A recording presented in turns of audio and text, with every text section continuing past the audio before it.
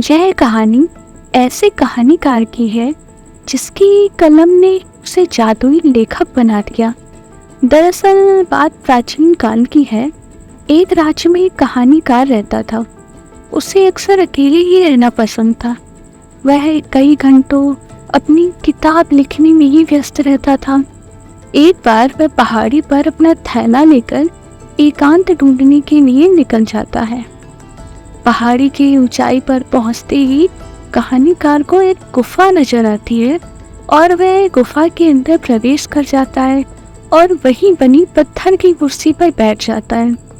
कुर्सी पर बैठते ही कहानीकार पवित्र आत्मा की तरह प्रकाशित हो जाता है और उसके चारों तरफ रोशनी की तेज चमक बिखर जाती है। लेकिन वह अपनी ही धुन में कहानी लिखना प्रारंभ कर देता है और कई घंटों तक कहानी लिखता रहता है। सारी रात गुजर जाती है और सुबह होते ही कहानीकार अपनी लिखी हुई किताब को लेकर बाहर आ जाता है। लेकिन वह कुछ अलग हो चुका था। उसके बर्ताव से ऐसा लग रहा था मानो उसे दुनिया का संपूर्ण ज्ञान मिल चुका है। जैसे ही कहानीकार अपने घर पहुंचता है, वह अपनी कहानी पढ़ने के लिए एक बुजुर्ग व्यक्ति को अपने पास बुलाता है, जो अक्सर उसकी कहानियां पढ़ा करते थे और उसे प्रोत्साहित किया करते थे।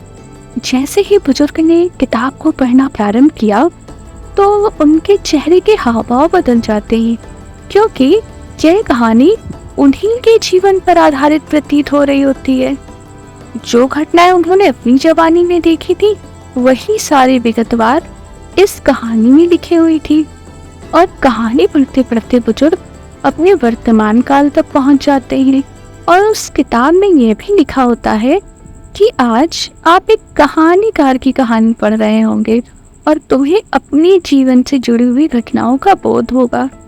बुजुर्ग के चेहरे में चिंता का भाव दिखाई देता है और वह किताब लेखक को वापस कर देते हैं और कहते हैं, इस किताब में तो तुमने मेरी ही कहानी लिख दी है। लेखक अभी भी अपनी रहस्यमयी रचना से अनजान होता है और वह बुजुर्ग की बात को अनदेखा करके अपनी किताब वापस अपने थैले में रख लेता है, क्योंकि लेखक ने इस किताब में अपने जीवन के बारे में लिखा होता है और जब वह पढ़ता है तो उसे अपनी ही जीवनी नजर आती है। कहानीकार को लगता है कि शायद बुजुर्ग के जीवन में भी मेरे ही तरह घटनाएं जुड़ी होंगी, इसलिए उन्हें यह आभास हो रहा है कि ये उनकी कहानी है। बुजुर्ग व्यक्ति ने कई लोगों से किताब की बात बताई और यह बात धीरे धीरे राज्य में फैल गई। उस किताब को पढ़ने के लिए कुछ और लोग उस कहानीकार के पास आते हैं और कहानीकार खुश खुशी उन्हें वह किताब पढ़ने दे देता है। जैसे ही वह लोग बारी बारी से किताब पढ़ते हैं और सभी को अपना ही जीवन नजर आता है और कहानीकार को जब सभी लोगों से एक जैसी बात सुनने को मिलती है तो वह भी अपनी किताब पर संदेह करने लगता है। लेकिन यह बात कहीं से राजा के राज्य तक पहुंच जाती है और वह कहानीकार को अपने राज्य में आमंत्रित करता है। कहानीकार राजा के आमंत्रण से प्रसन्न हो जाता है। उसे लगता है उसकी इतनी अच्छी रचना है कि जनता ने उसे आमंत्रित किया है और राजा भी उसे पढ़ना चाहते हैं और राजा उसके सामने उपस्थित हो जाते हैं। राजा अपनी सभा में बैठे होते हैं और कहानीकार से उस किताब की पेशकश करते हैं। कहानीकार भी उतावलेपन से अपनी किताब राजा के सामने कर देता है और जैसे ही राजा किताब पढ़ना प्रारंभ करते हैं, उन्हें अपना अतीत नजर आने लगता है और उनकी जिज्ञासा किताब को पढ़ने के लिए बढ़ती जाती है। वह पढ़ते पढ़ते अपने वर्तमान समय में आ जाते हैं और जैसे ही वर्तमान के बाद भविष्य का पन्ना खोलते हैं तो उनके चेहरे के हाव भाव ही बदल जाते हैं, क्योंकि उस किताब में भविष्य से जुड़े हुए पन्नों पर यह लिखा था कि इस राज्य में पड़ोसी राज्य की सेना का आक्रमण होगा और राज्य के राजा की मृत्यु हो जाएगी। राजा अपनी मृत्यु की बात पढ़कर दुखी हो जाता है और वह उस बात पर पूरा यकीन कर लेता है, क्योंकि अतीत से जुड़ी सारी बातें सच होती हैं। तो भविष्य में लिखा हुआ कैसे गलत होगा। वह कहानीकार से क्रोधित होकर कहता है, तुमने ये कैसी किताब लिखी है इसमें तुमने मेरी मृत्यु के बारे में घोषणा कर दी। कहानीकार हाथ जोड़कर कहता है, नहीं महाराज, ये तो मेरी कहानी है और मैंने इस किताब में मैंने किसी की मृत्यु के बारे में कोई बात लिखी ही नहीं है। तभी राजा वह किताब को अपने दरबार में बैठे बाकी सदस्यों को दिखाता है तो वह कहानी उनसे मिलती जुलती नजर आती है। तभी राजा के सेनापति कहते हैं, महाराज, ऐसा लगता है मानो यह कोई रहस्यमय किताब है जिसे पढ़ने से स्वयं की कहानी नजर आती है। राजा अपनी मृत्यु की बात से टूट जाता है और अपनी सभा खंडित करके वहां से एकांत कमरे में जाकर विलाप करने लगता है। सभा में मौजूद सभी राजा की मृत्यु की बात से आहत होते हैं और वे अपने राजा की जान बचाना चाहते हैं। राजा की ऐसी हालत किताब की वजह से हुई थी, इसलिए कहानीकार को कारागार में डाल दिया जाता है और उसकी किताब राजमहल सुरक्षित रख दी जाती है। राजा दिनों दिन अपनी मृत्यु के गम से कमजोर होता जाता है। खाना पीना सब कुछ त्याग कर अंधेरे कमरे में एकांतवास ले लेता है। अब राज्य के लोगों को लगने लगता है कि हमें नए राजा की ताजपोशी करनी होगी, जिसके लिए राजा से आज्ञा लेनी चाहिए, क्योंकि बिना राजा की युद्ध कैसे लड़ा जाएगा। लेकिन राजा के कोई पुत्र नहीं था, इसलिए राजा के सामने सेनापति को राजा बनाने के लिए प्रस्ताव रखा गया।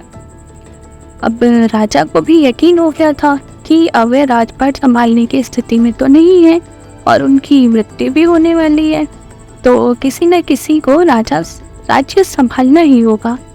इसलिए उसे यह जिम्मेदारी किसी योग्य सैनिक को देनी ही होगी और वह सेनापति के राज बनने के प्रस्ताव पर मोहर लगा देते हैं और अपनी मृत्यु का इंतजार करने लगते हैं। अब सेनापति की ताजपोशी होते ही राज्य में संकट की दस्तक हो जाती है। उन्हें सूचना मिलती है कि पड़ोस के राजा उनके राज्य में कब्जा करने के लिए आ रहे हैं और अपनी सेना के साथ हमारे राज्य की ओर बढ़ रहे हैं और जल्दी ही वे राज्य की सीमाओं तक पहुंच जाएंगे। और होता भी कुछ ऐसा ही है।